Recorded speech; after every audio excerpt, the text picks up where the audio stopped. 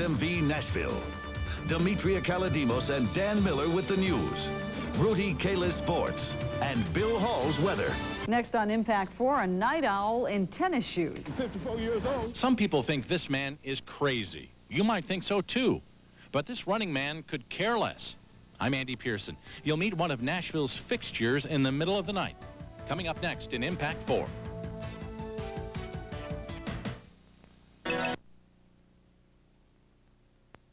What is your favorite time of day for exercising? For some of you, it's probably the morning. For others, it's right after work. And for others, the best time is in the evening. But one Nashville man says the best time for him to exercise is in the middle of the night, after he's been asleep for a couple of hours. Andy Pearson is here with Impact 4 and Nashville at Night. Where'd you find this guy? Well, it was one of those strange things. Gary Knox and I were out about 6 weeks ago with photojournalist Gary Knox. It was snowing outside. It was about 38 degrees. And I'm driving down West End, 3 in the morning, can't go to sleep. And I look over and I see this man running with his dog. And I don't usually do this, but I yelled out the window at him and said, "Do you always run at 3 in the morning?" Well, you're about to see the answer. I found this 54-year-old man who's been a fixture of the night in Nashville since the 1970s.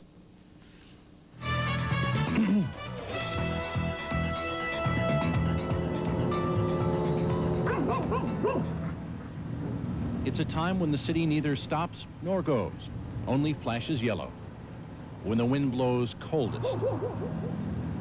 When sounds that would be buried in daylight come alive over the nighttime stillness.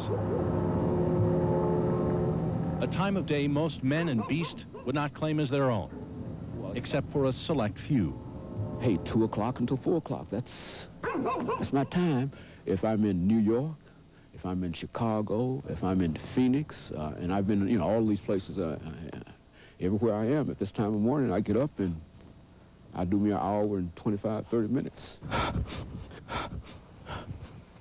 Move on, dog. I've been running since about 1976.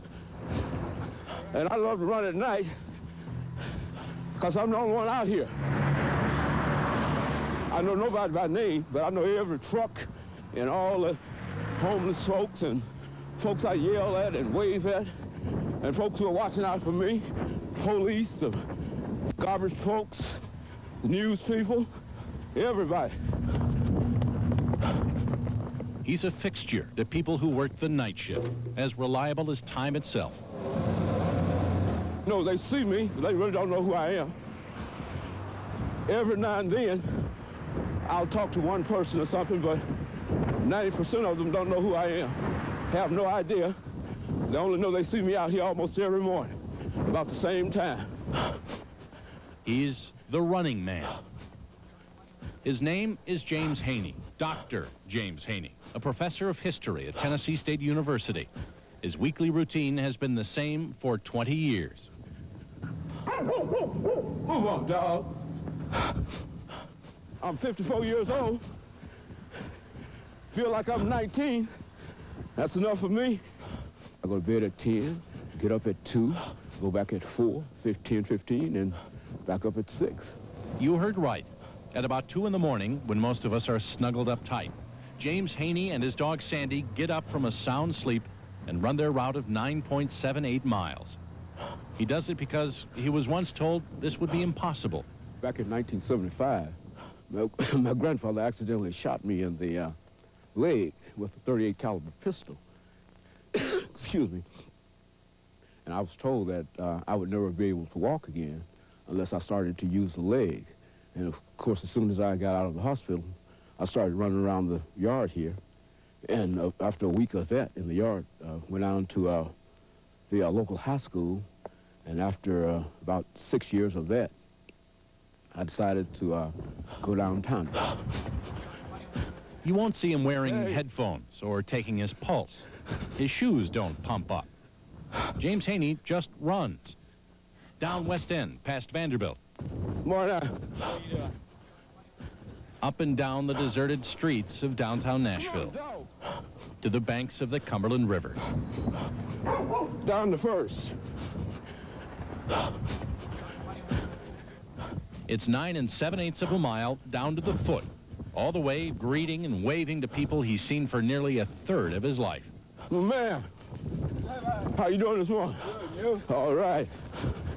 James Haney does this 5 days a week. Same time, same route, same distance. I can't see any disadvantages in this at all. And this is what I do, and I love it. I'm not doing this with people. And if they think I'm crazy, well, I can appreciate that. I just believe in the human personality, and I believe that we can do anything that we want to do once we make up our minds to do it. Takes an hour and a half out of my day, and I think it's worth it. Plus, it requires discipline, and I think I got that. And that makes me feel good about myself. Gives me greater self-esteem, and I can get out and meet the world better. As he makes that last block toward home, there's no one there. No welcoming committee at the finish line. No one to notice. Before he goes back to his wife and children in his warm bed, there's always a prayer of thanks that he's been able to put one foot in front of the other for another night. Oh, Thank you, Lord. Okay. Thanks that he can still devote 2 hours out of each 24, even though it is in the middle of the night, to his body and his well-being. Thanks that there is life, and that life is good. Very few people that I grew up with are alive today, you see, and many of them have died of heart attacks and strokes and violence and whatnot, but Dr. Haney keeps pushing on. And I tell folks that I'm going to be around here a long, long time. I'm going to be around here at least 100 plus. I mean, that's what I'm looking for, you know. In fact, Dr. Haney says he plans to live to be 120. Very Willard Scott. Now, does the doctor ever have problems out there? Anybody ever attack him or try to rob him or anything? Never. In 20 years. Really? Never had a problem. In all those cities, too. But he says the biggest threat is the cars, you know, coming out from the clubs late at night, so he doesn't run on Saturday. Yeah, very impressive. I'm amazed he goes to bed, wakes up, and does this. Yeah, and he's refreshed. That's amazing. Goes back to bed. Demetria. Ahead on the scene at 6, they don't call him Mr.